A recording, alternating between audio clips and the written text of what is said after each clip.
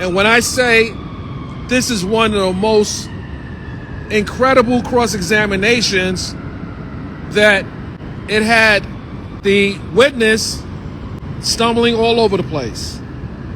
What we learned today, what we didn't know yesterday, was that no one ever saw a contract signed or even printed where McDavid agreed to pay Freeman $1 million. And that came out in the cross-examination. What we also learned today was there's a possibility that Freeman never even went to Atlanta to procure a tape, because there's no one's account other than Freeman. I drove all the way to Atlanta. And this is important. We got to think about this for a second. You're just going to, according to Freeman, you're just going to Atlanta to pick up some tapes. Why didn't you book a flight instead? We talking $1 million conversations, and you're driving to Atlanta to procure tapes. That has to resonate with people.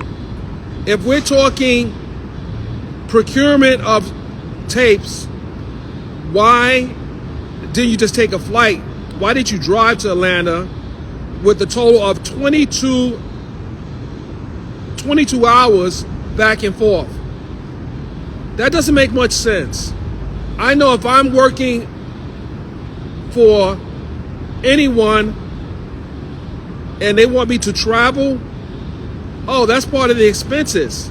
Then why pay $40,000 also for expenses, but you're driving to Atlanta and turning back around?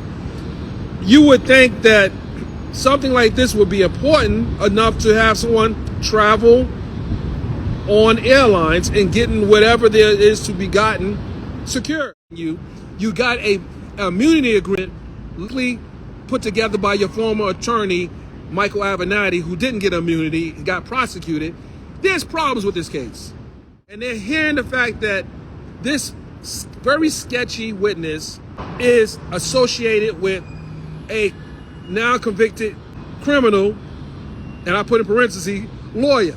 First lawyer that's cross-examining Freeman. He's still going at it. And when I say he's going at it, this guy is all over Freeman like a cheap suit. And it's not looking good. The witness is on the run. Well, he's still sitting in his seat, but it's looking really bad for the witness. And what we learned today was, according to his testimony, he stated initially, if people recall, Freeman stated initially that he received a call from Jack Palladino and Daryl McDavid about needing his help procuring these tapes. We heard that during testimony yesterday. We learned today that that's not entirely true, or there is a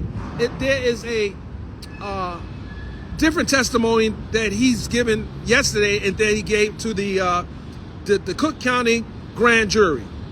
His grand jury testimony, it differs from what he told the federal government. It differs in a lot of ways. It doesn't show that, one, he told one story about Lisa Van Allen not knowing her, but knew her from seeing her around, saw her hanging in a hotel with some musicians. But he says in the later on that she's a friend of his. She's a friend of his.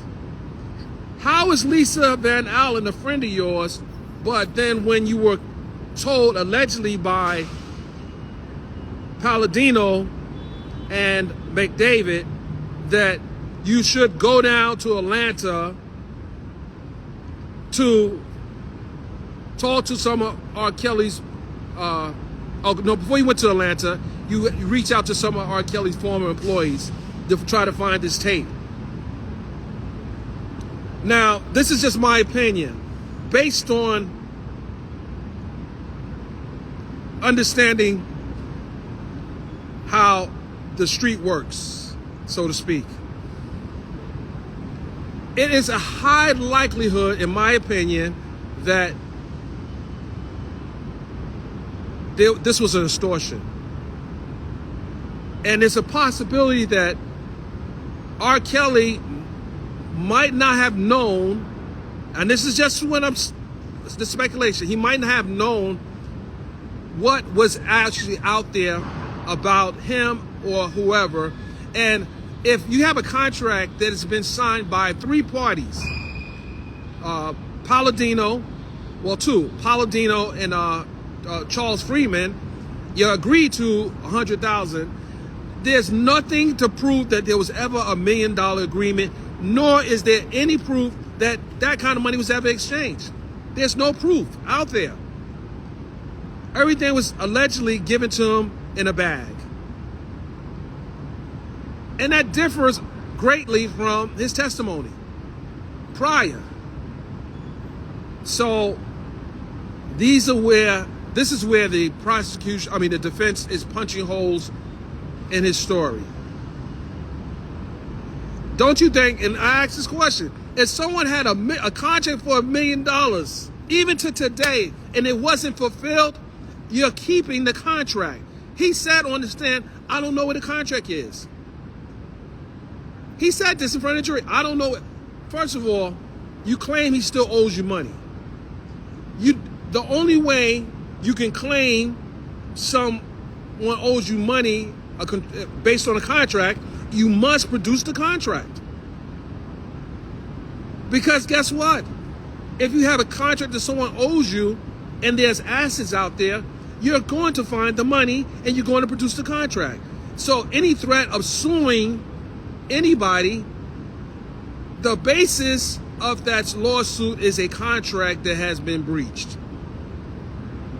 No, there's no verbal contract. He testified that there was a written agreement of $1 million contract. There's not a verbal contract that was told to the jury. There was a written contract that he claimed that he gave to McDavid, that McDavid hasn't paid on it. So guess what? If there's no contract today, then there may not have been a contract yesterday.